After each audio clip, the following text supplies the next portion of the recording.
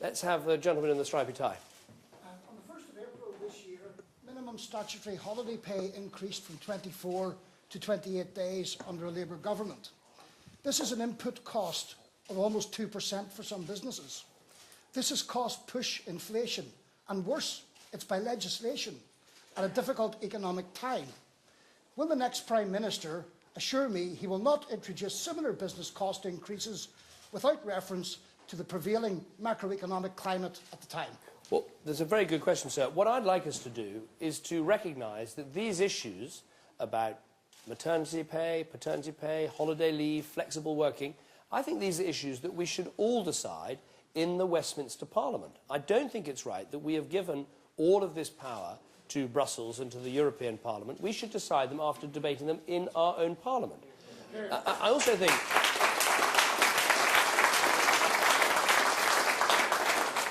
we want to live in a country that has good rights in terms of holiday, good rights in terms of working, but I do think you have to think about the prevailing economic circumstances and the very difficult situation that we currently face. There is one area, though, where I would make a really big exception, and I want to be direct with you about it. For me, one of the biggest things in politics is the importance of the family, of actually trying to help families come together and stay together. And if you look at the tax system, the benefit system, if you look at the way business works, in far too many ways, we're driving families apart. Now, I don't think it's good enough just to say, let's recognise marriage in the tax system, although I will. I don't think it's enough to say, let's end the couple penalty and the benefit system, which drives people apart, although we have plans to do that. I think we also need to say to business that your taxes are so high because family breakdown is so high.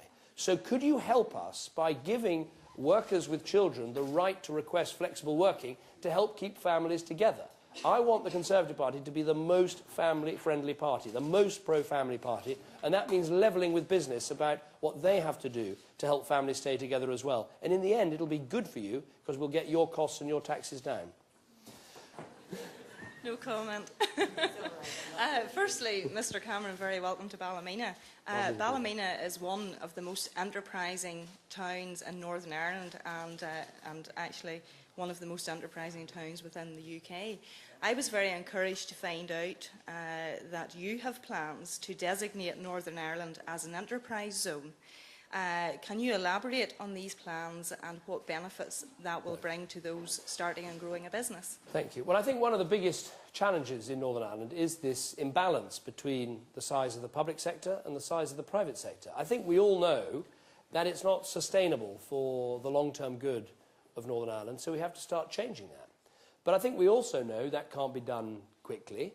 And I think the other thing we all know is that because of the border with the Republic of Ireland and because of differential tax rates and issues like that, there are particular and unique challenges to getting the spirit of enterprise and helping the private sector and getting investment and getting industry going again in Northern Ireland.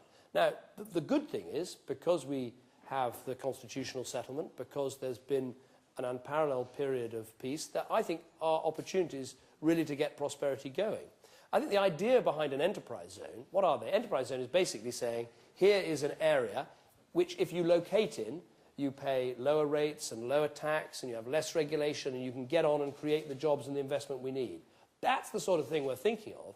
But specifically, I think we do have to look at this issue of corporation tax. When you've got such a different rate of tax in the Republic of Ireland to what we have in Northern Ireland, I recognise that's a problem. Now, I don't have the solution. There is a problem with having in one country two different rates of corporation tax. There is the problem of so-called slippage, how many companies would come and locate here from other parts of the United Kingdom.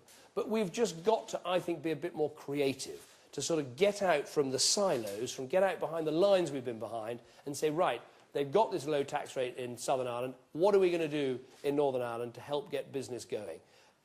Owen Paterson, my Shadow Northern Ireland Secretary, is doing some very good work on this. I want to work with the IOD and the CBI and the Chambers of Commerce and everyone in Northern Ireland to try and find an answer where if we win the next election, we can say, right, let's have a system that will really get entrepreneurialism, enterprise, business going in Northern Ireland so we can rebalance the economy for the long-term good of people who live here.